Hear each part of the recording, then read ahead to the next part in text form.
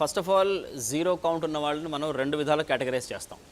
ఒకటి non obstructive azoospermia, ఇంకోటి obstructive azoospermia. అంటే వరబీజాల్లో అసలు వీర్య కణాల ఉత్పత్తి లేకపోవడం, ఉత్పత్తి అయిన కణాలు బయటికి రాకపోవడం.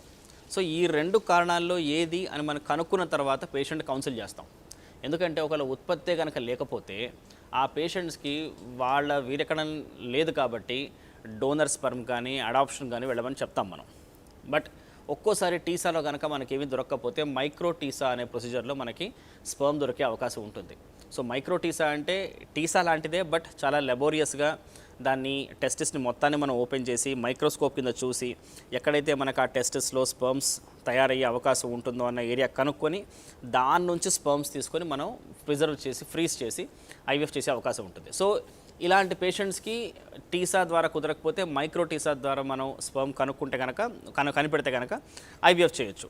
బట్ ఒకవేళ మైక్రో టీసా కనుక కూడా మనకి స్పర్మ్ దొరకకపోతే the next option is either donor sperm or adoption. ఇది నాన్ అబ్స్ట్రక్టివ్ అజూస్పర్మియా. ఇలాంటి పేషెంట్స్లో కనుక ఒకవేళ వారికోసీల్ సమస్య కనుక ఉంటే మనం ఒకసారి వారికోసీల్ సర్జరీ చేసి ఒక 2-3 నెలల తర్వాత వీళ్ళ వీర్యకణాల ఉత్పత్తి ఏమన్నా మొదలైందేమో చూసి కూడా మనం మళ్ళీ నెక్స్ట్ స్టెప్కి వెళ్ళచ్చు.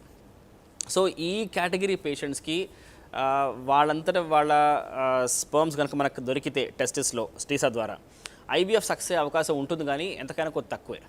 ఇప్పుడు నెక్స్ట్ కేటగిరీకి వద్దాం. అబ్స్ట్రక్టివ్ అజూస్పర్మియా అంటే వీర్యకణాల ఉత్పత్తి జరుగుతోంది, బట్ ఆ వరబీజాల నుంచి కణాలు బయటికి రావట్లేదు, అంటే ఎక్కడో దారి బ్లాక్ అయింది. సో వీళ్ళ వరబీజాల్లో వీర్యకణాలు కనపడతాయి మనకి. సో వీళ్ళకి ఒక్కసారి మనం నీడిల్తోని ఆస్పిరేట్ చేయగానే టెస్టిస్ నుంచి మనకి వీర్యంలో ఉన్నన్ని స్పర్మ్స్ కనపడతాయి. సో వీళ్ళకి ఖచ్చితంగా ఐవీఎఫ్ సక్సెస్ అయ్యే అవకాశం చాలా బాగుంటుంది. బట్ ఒక్కోసారి వీళ్ళు ఏం చేస్తారంటే ఈ పేషెంట్స్కి యాక్చువల్గా స్టాండర్డ్ ట్రీట్మెంట్ కూడా అదే. ఈ వీర్యకణాల బయటకు వచ్చే ద్వారం బ్లాక్ అయింది కాబట్టి ఆ ద్వారాన్ని మనం రిపేర్ చేసి ఆ పాత్వే రిపేర్ చేసి న్యాచురల్ ప్రెగ్నెన్సీకి ట్రై చేయమని చెప్పొచ్చు.